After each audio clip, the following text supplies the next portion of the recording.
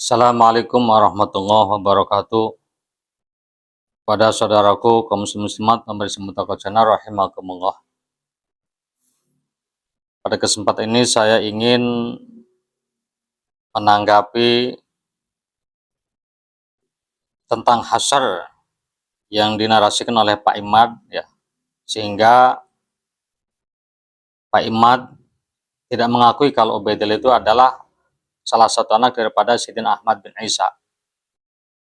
Ya, kalaupun itu Ahmad bin Isa, tapi yang Al-Muhajir, bukan Al-Abah, An-Nafat, An-Nakib. Sebab dalam pandangan Pak Imad, Ahmad bin Isa Al-Muhajir itu bukan Ahmad bin Isa Al-Abah An-Nafat. Ya. Sehingga Horor Syekh Madur Rajai ya, gitu ya, mengakui Sadah Ba'alawi. Di situ bukan pengakuan Said dalam istilah yang dikenal gitu ya. Hanya mengisbat kalau itu anak Ubaidillah bin Ahmad bin Isa. Nah, para pemirsa, sebelum saya sedikit menanggapi tentang masalah hasyar ya, yang saya simak ya, penjelasan Pak Imad ketika debat atau diskusi dengan Gus Rumel, saya ingin menyampaikan ya, sebenarnya dalam pemahaman hasyar yang gitu sehingga di situ memberikan satu kesimpulan tidak disebut ya, tidak berarti tidak ada. Kenapa Pak Imad tidak menafikan nasabnya Syekh Abdul Qadir Jalani begitu? Saya ingat betul ketika Pak Imad itu berorasi di atas panggung, menyampaikan nasab Wali Songo bahwa jalurnya itu lewat 3. Pertama dari Ubaidillah, kedua dari Syekh Abdul Qadir Jalani, yang ketiga dari Musa Al-Kadzim. Yang jalur 1 yaitu lewat Ubaidillah jelas batal katanya, tinggal 2. Saya sangat heran ya dan merasa aneh. Kok kenapa yang lewat jalur Al-Jalani juga dibatalkan gitu?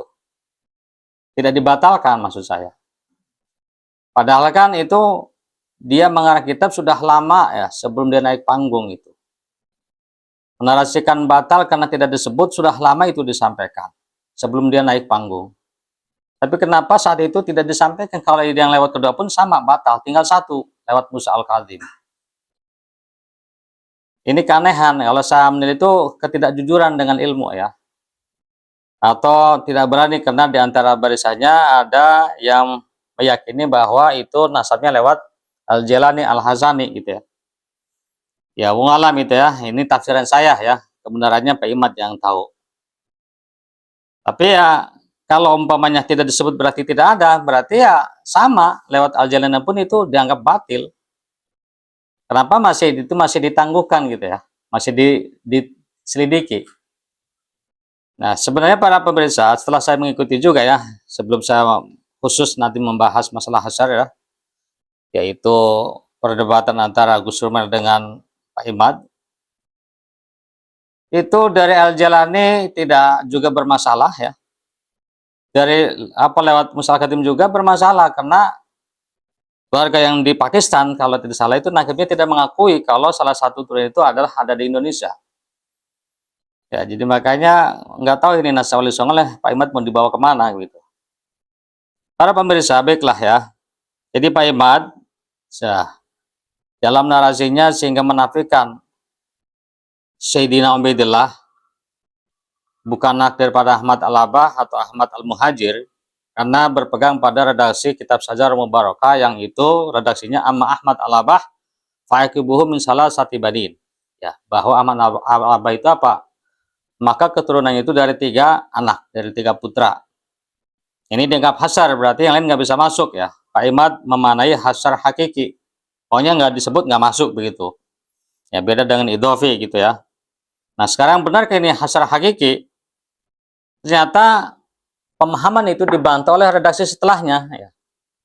Dalam kitab yang sama, yaitu ketika menjelaskan keturunan daripada Muhammad ya.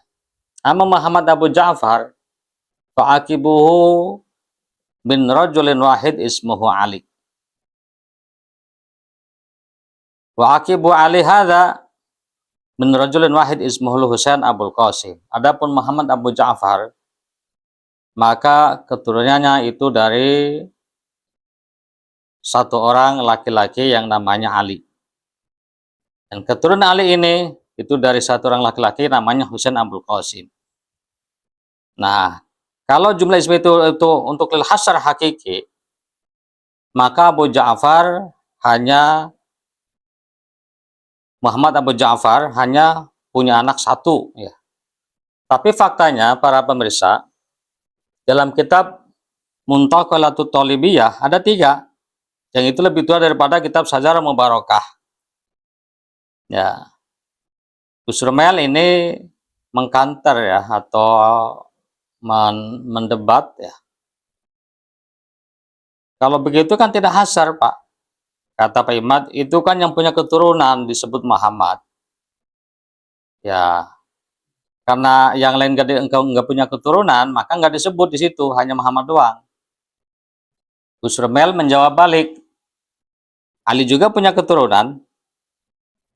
Lalu apa jawaban Pak Imad ya? Nah, itu kan ulama nasab itu ada yang meneliti, ada juga yang sekedar menulis. Nah, saya kira ini bukan sebuah jawaban ya. Ya, jawabannya itu seharusnya ya dijelaskan secara teori nahwu dan balaghah.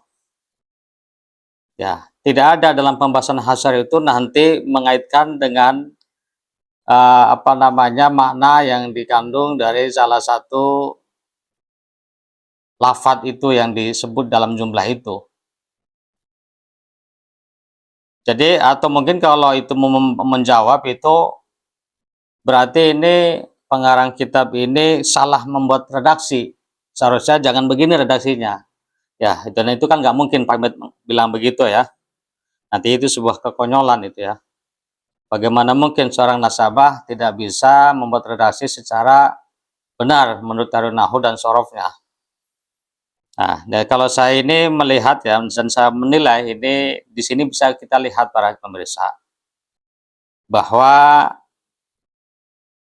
Pak Imad ini mengatakan di situ hasar hakiki, Ubaidillah nggak bisa masuk, itu akalan-akalan Pak Imad gitu ya. Sebab apa? Sebab di banyak kitab nasab memakai jumlah ismi tapi tidak membatasi. Ya, seperti dalam kitab Muntaqalatul Talibiyah karena dari Ibnu Toba menyebutkan anak Said Ahmad bin Isad 2, Muhammad dan Ali. Syaraf Ubaidillah menyebut cuma 1.